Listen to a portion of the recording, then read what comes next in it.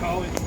I worked for Kevin Doherty when he got elected in 2015, and those are two of the three justices that are up for retention this year, along with Christine Donahue.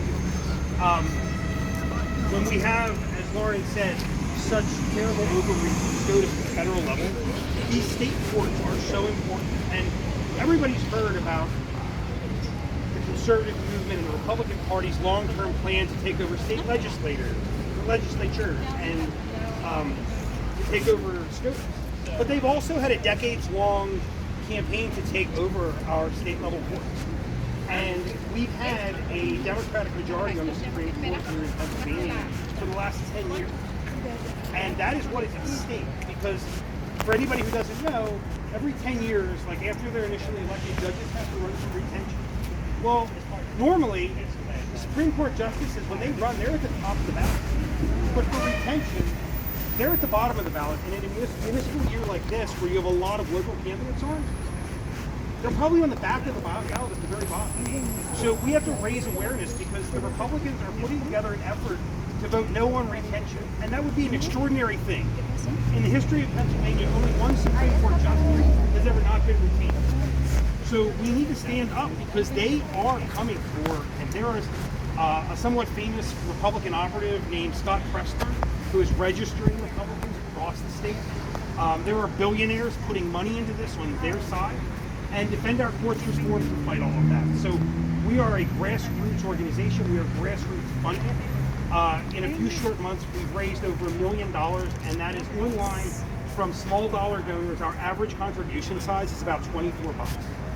So we're out here, we're trying to make noise, we're trying to let everybody know that they need to turn out on November 4th, and when they fill out their mail-in ballot, they need to go all the way to the bottom, flip it over, go all the way to the end, and vote yes on retention, because these justices matter.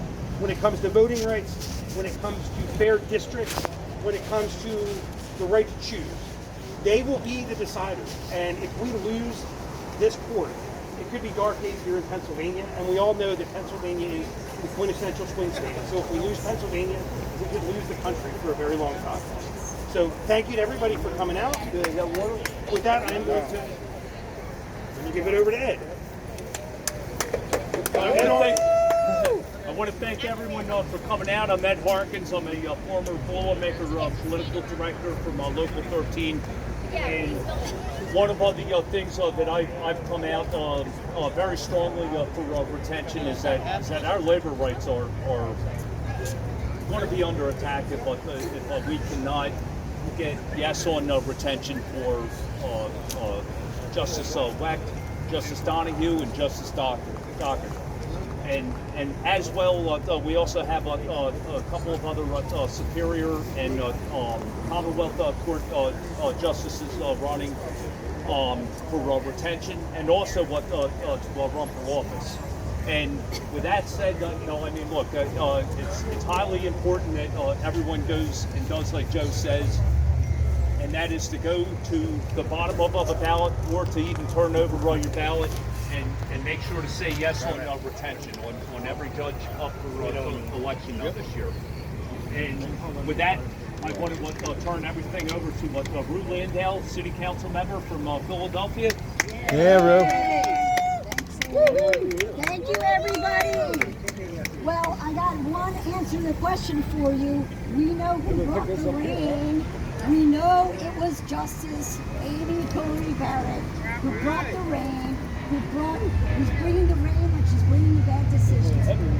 And we are here because we are living in dangerous times. We are living in very dangerous times where our U.S. Supreme Court is sanctioning